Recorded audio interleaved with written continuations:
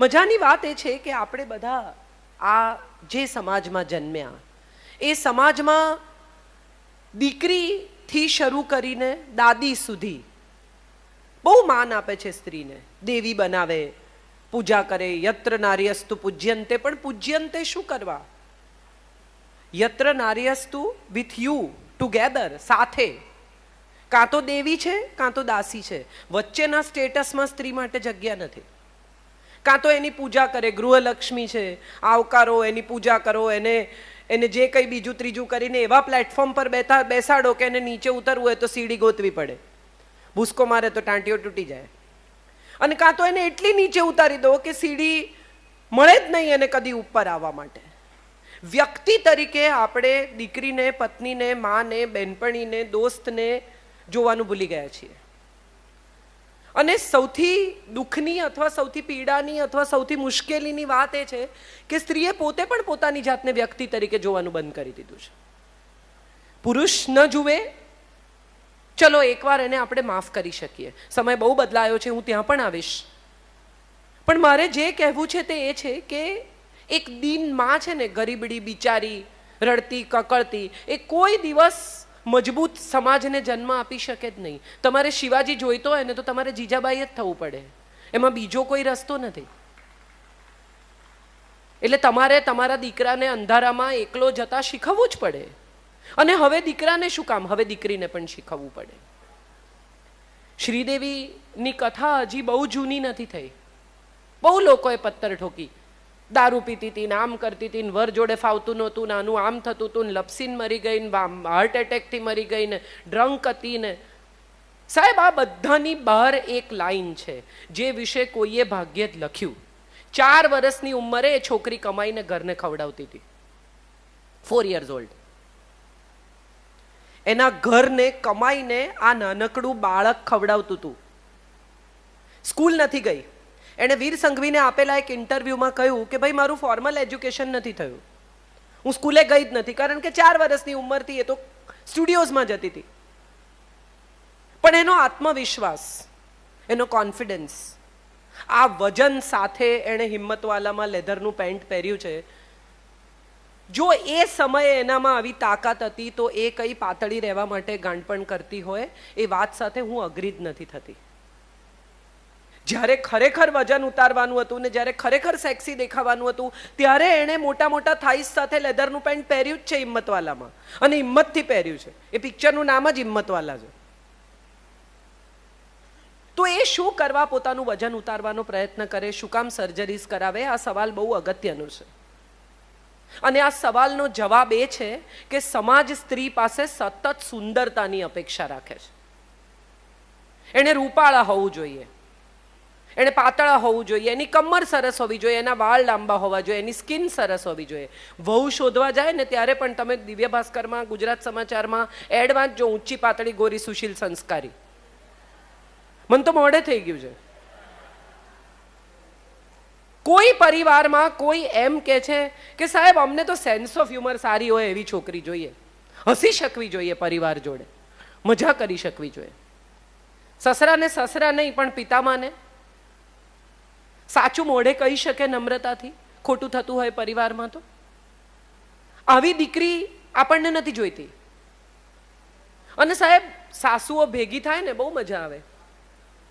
Kitty પાર્ટીમાં, બીજા બધા કાર્યક્રમોમાં. અમારી વહુએ બનાવ્યું છે. બનાવ્યું હોય કે ના બનાવ્યું હોય? કેમ? તો કે મારી વહુ રસોઈ કરે છે, મારી વહુ ઘર સાચવે છે. આ એણે ગૂંથ્યું છે, આ એણે કર્યું છે. એણે નથી કર્યું, એને કંઈ નથી આવડતું સાહેબ. પણ ખરેખર જે દિવસે સાસુ માંદી પડે ને એ દિવસે બેડ પેન આપી શકે છે કોઈ પણ પ્રકારના સૂગ વગર, સંકોચ વગર. તો એને માટે તાળીઓ પાડજો. એ સમોસા નહીં બનાવતી હોય ને તો ચાલશે, બજારમાં બહુ મળે છે ને, આપણે રોજ સમોસા ખાવાય નથી. આપણે બધા સ્ત્રીની ક્વોલિટીઝને છે ને જુદી રીતે જોતા શીખ્યા, અને આની પાછળ સમાજનું બહુ મોટું પ્રદાન છે. આમ જુઓ ને તો સમાજમાં અડધો હિસ્સો સ્ત્રીઓનો છે. આજે એમણે કહ્યું ને 50%થી વધારે હાજરી સ્ત્રીઓની છે. આ દીકરીઓ જે યુનિફોર્મ પહેરીને બેઠી છે એ આવતીકાલના સમાજમાં ભળી જશે. જે સ્ત્રીઓ સાડી પહેરીને બેઠી છે 50ની ઉપર છે, એ ધીમે ધીમે સમાજ ને જુદી દિશામાં લઈ જઈ રહી છે. જૂની પેઢીને પ્રશ્ન પૂછે ને એવી કોઈ નવી પેઢી મંજૂર નથી. સવાલ નહીં પૂછવાનો. કેમ કરવાનું? કારણ કે શાસ્ત્રમાં લખ્યું છે. કયા શાસ્ત્રમાં ખબર નથી, પણ શાસ્ત્રમાં લખ્યું છે, મને ખબર છે. તમને કેવી રીતે ખબર છે? ભાઈ બ્રાહ્મણોએ કહ્યું, વડીલોએ કહ્યું. વડીલોને કોણે કહ્યું ખબર નથી. હમણાં એક બહુ મજાની વાત થઈ. રહીશભાઈ, આ બહુ તમને રસ પડે એવી વાત છે. સત્યનારાયણની કથામાં એવી વાત આવે છે કે સાધુ વાણીઓ અને એની પત્ની લીલાવતી વાર્તા અધૂરી છોડીને ભાગી ગયા, એની દીકરી આવી એટલે. પણ આ વાત તો સત્યનારાયણની કથામાં આવે છે. તો એ કઈ વાર્તા કે જે એમણે અધૂરી છોડી? આવો સવાલ મેં પૂછ્યો. એટલે અમારે ઘરે કથા કરવા આવેલા એ બ્રાહ્મણે એમ કહ્યું કે બેન, તમે બહુ સવાલ પૂછો છો. જે કથા એમણે અધૂરી છોડી એ તો આપણને ખબર જ નથી. આપણે તો જે વાર્તા સાંભળીએ છીએ એ વાર્તા સાધુ વાણી અને લીલાવતીની વાર્તા છે. તો એમણે જે પૂજા અધૂરી છોડી એ કઈ વાર્તા? આ પહેલો સવાલ. બીજો બહુ ઇન્ટરેસ્ટિંગ સવાલ કે જે ધનુષ્ય સાથે સીતા 12 વર્ષની ઉંમરે રમતા હતા. લોકોને આશ્ચર્ય થઈ ગયું કે ઓહો, આટલી નાની છોકરી 12 વર્ષે રમે છે.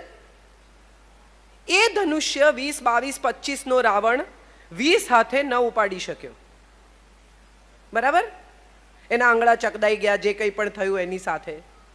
એ રાવણ જે 12 વર્ષે ધનુષ્યથી રમતી છોકરીને ન ઉપાડી શક્યો, એ છોકરીને જ ઉપાડી ગયો.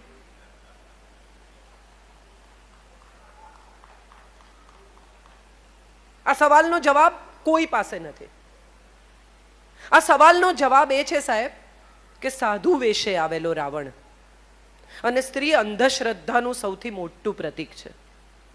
ભગવા વેશે આવેલા તમામને, સ્વામીજી મને પ્લીઝ માફ કરજો, તમામને નમવું એ ધીરે ધીરે સ્ત્રીની પ્રકૃતિ થતી જાય છે. ખરેખર સ્વામીજી જેવા કેટલા લોકો છે કે જે ભગવાનને શોભાવે છે, ભગવા એમનાથી શોભે છે. એવા કેટલા નામો તમે લઈ શકો આજના સમયમાં. રામ રહીમથી શરૂ કરીને આસારામથી શરૂ કરીને કેટલા લોકો છે જેના દરબારમાં તમે દાખલ થાઓ પછી તમારે પૈસા આપવાના અને પછી એ કે લાલ ચટણી ખાઓ ને કેળા ખાઓ ને સમોસા ખાઓ અને તમારી જિંદગી સુધરી જશે. આ બધા જ ધીરે ધીરે ધીરે ધીરે આપણને એ દિશામાં, તમે દિવ્ય ભાસ્કરની પૂર્તિઓ જુઓ, મારું જ છાપું છે, હું જ લખું છું, છતાં મારે તમને કહેવું છે કે એની પૂર્તિઓ તમે જુઓ તો તમને સમજાય કે છેલ્લા પાને જ્યોતિષ ને વશીકરણ ને નિવારણ ને ફલાણું ને કામ થવાની 100% ગેરંટી. સાહેબ, તમારું કામ થતું હોય તો જાતે કરી લો. એડ કેમ આપો છો? તમારે એડ આપવી પડે છે એનો અર્થ જ એમ કે તમારી પાસે ક્લાયન્ટ નથી. તો બોલાવો વશીકરણથી ક્લાયન્ટને. તમારે એડની ક્યાં જરૂર છે? આપણે બધા જ ક્યાંક ને ક્યાંક કશેક ને કશેક એવા વિસ્તારમાં પ્રવેશી ગયા છીએ જે વિસ્તારમાં અજ્ઞાન છે, અંધારું છે, સમજણ નથી, યુદ્ધ છે જાત સાથેનું અને બીજા સાથેનું. બહુ જ બધી સ્ત્રીઓ એવું કહે છે કે સ્ત્રી જ સ્ત્રીની દુશ્મન છે, સ્ત્રી જ સ્ત્રીની દુશ્મન છે. મારે ખરેખર હૃદય પર હાથ મૂકીને એવી સ્ત્રીઓને પૂછવું છે કે એવી કેટલી સાસુઓ છે કે જે પ્રેગ્નન્ટ વહુ પગથિયા ઉતરતી હોય ત્યારે પગથિયા પર તેલ રેડે. એકતા કપૂરની સિરિયલ સિવાય આવું ક્યાંય થતું નથી. અને છતાંય આપણે આખી બપોર, ભલું હોય તો બીજી વાર પણ એનો એ એપિસોડ જોઈએ છે એવું વિચારીને કે કંઈક બદલાઈ ગયું હોય તો. ગુજરાતી સ્ત્રી પાસે ધીરજ છે સાહેબ, એક ક્ષમા છે કે એકનો એક એપિસોડ 2 વાર જોઈ શકે છે. એટલી ધીરજ છે. આ હું માનું છું ત્યાં સુધી સમાજને બનાવનારી સ્ત્રી છે. ઇતિહાસનું વહન કરે છે પોતાના ખભા પર. એની પાંસળીમાંથી, એના ગર્ભમાંથી ઇતિહાસ પસાર થાય છે. આખી એક નવી પેઢીને જન્મ આપવાનું કામ ઈશ્વરે સ્ત્રીને સોંપ્યું. શું વિચારીને? એવું વિચારીને કે એના ગર્ભમાંથી નીકળનારો આ જીવ, આ આત્મા, આ શરીર કોઈક એવા અપૂર્વ તેજ સાથે આવશે. કારણ કે આના શરીરને તેજ આપ્યું છે સાહેબ. એક બહુ જ સુંદર દુર્ગા ભાગવતની કથા છે. મને ખબર નથી કેટલા લોકો જાણે છે આ દેવી ભાગવતની વાત. એમાં દુર્ગાના અવતરણની કથા છે કે જ્યારે ઇન્દ્ર ગુસ્સે થાય છે અને એના પર જ્યારે આક્ષેપ મુકાય છે ત્યારે એક તેજનો ગોળો આવીને ઊભો રહે છે. ઇન્દ્ર કહે છે કે ખસ વચ્ચેથી, અને તેજનો ગોળો કહે છે કે તું તો તાકાત વાળો છે, ખસેડ, તને તો આવડે છે. ઇન્દ્ર ફૂંક મારે છે, ગોળો વધુ પ્રજ્વલિત થાય છે. ઇન્દ્ર વરસાદ લઈને આવે છે, ગોળો વધુ પ્રજ્વલિત થાય છે. ઇન્દ્રને તાપ લાગવા માંડે છે, ગભરામણ થાય છે. અને છેલ્લે જ્યારે એના બધા જ શસ્ત્રો અસ્ત્રો બેકાર થાય છે ત્યારે ગોળામાંથી દુર્ગા પ્રગટે છે અને એને કહે છે કે પગે પડ, વેદ હું તને શોધી આપીશ. વેદ ચોરાઈ ગયા છે. આ પ્રાગટ્ય છે દુર્ગાનું. અને દરેક સ્ત્રીમાં દુર્ગા છે. એ પંજાબી પહેરતી હોય તો પણ, પેન્ટ પહેરતી હોય તો પણ, મંદિરમાં જઈને પેન્ટ પહેરીને દુપટ્ટો ઓઢ્યા વગર પગે લાગતી હોય તો પણ. દુર્ગા તો ભીતર છે. તમે શું પહેરો છો એની સાથે તમારી દુર્ગાને કોઈ નિસ્બત જ નથી સાહેબ. કેટલા બધા પરિવારોમાં એમ કે અમે તો એને જે પહેરવું એ પહેરવાની છૂટ આપી છે. આ છૂટ આપનાર કોણ? કોણ નક્કી કરે કે કોણે શું પહેરવું? હમણાં જ્યારે મેં મારા ફોટા સ્વિમિંગ સૂટમાં અપલોડ કરેલા મારા દીકરા સાથે, ત્યારે બહુ ધમાલ ચાલેલી કે ગુજરાતી લેખક આવા ફોટા અપલોડ કરે ને તમે સમજો છો શું ને, ગુજરાતી ભાષાની અસ્મિતા હલબલી ગઈ, જાણે હું મારા સ્વિમસૂટથી લખતી હોઉં, હાથથી નહીં એમ. મજાની વાત એ છે કે હું અહીંયા આવું છું તો હું સાડી પહેરીને આવું છું. મને ખબર છે કે આ મંચની શોભા શું છે, મારી સાથે કોણ બેસવાનું છે, મારે કોની કેવી ગરિમા જાળવવાની છે, મારી સંસ્કૃતિ શું છે, મને ખબર છે આ વાત. પણ હું મારા દીકરા સાથે ઈસ્ટ આફ્રિકામાં હોલિડે કરતી હોઉં, ત્યાં સ્વિમિંગ પુલ પર હું સાડી પહેરું એવી અપેક્ષા જરા વધારે પડતી નથી? હું ત્યાં શું કરી રહી છું? હું મજા કરવા ગઈ છું. આનંદ કરો કે આટલી બિઝી રહેતી સ્ત્રી 22 દિવસ એના દીકરાને લઈને હોલિડે કરવા ગઈ છે ને 21 વર્ષનો દીકરો ના પાડ્યા વગર માની જોડે ગયો છે, એટલે માં મજા કરાવતી હોવી જોઈએ. એનસીસી નો કેમ્પ નહીં હોય. આ વાત તરફ આપણે જોતા જ નથી. પછી મેં મારા ફેસબુક પર લખ્યું કે આપણને શોર્ટ્સ પહેરી અને સંસ્કૃત બોલતી સ્ત્રી મંજૂર નથી. આપણને સાડી પહેરીને શરાબ પીતી સ્ત્રીની ટેવ પડી ગઈ છે. આપણે બધા દંભી છીએ. ક્યાંક ને ક્યાંક, કશેક ને કશેક સ્ત્રીને બહુ માન આપીએ છીએ. દીપકભાઈએ કહ્યું કે સ્ત્રી વગર ન ચાલે ને સ્ત્રી વગર આમ. હું બહુ રિસ્પેક્ટ કરું છું એમણે જે કહ્યું એનો, પણ સત્યથી હૃદય પર હાથ મૂકીને કહો કે કેટલા ઘરોમાં વિધવા માને દીકરાની જાનમાં પોષ ભરવાનો અધિકાર આપવામાં આવે છે? કેટલા ઘરોમાં માને અધિકાર છે પહેલો? દીકરો જો જાન ઉગલતી હોય અને દીકરો જો જાન લઈને જતો હોય તો આ અધિકાર માનો છે. જુવાન ભાભી ઘરમાં વિધવા હોય તો એને આગળ આવવા ના દે સાહેબ, અપશુકન થઈ જાય. અને વિધુર બાપ હોય તો કાંઈ વાંધો નહીં, એને તો જાનમાં જવાય. અને આ ક્યાં છે તો કે શાસ્ત્રમાં લખ્યું છે. કયા શાસ્ત્રમાં તો ફરી પાછા ત્યાં આવી ગયા ખબર નથી.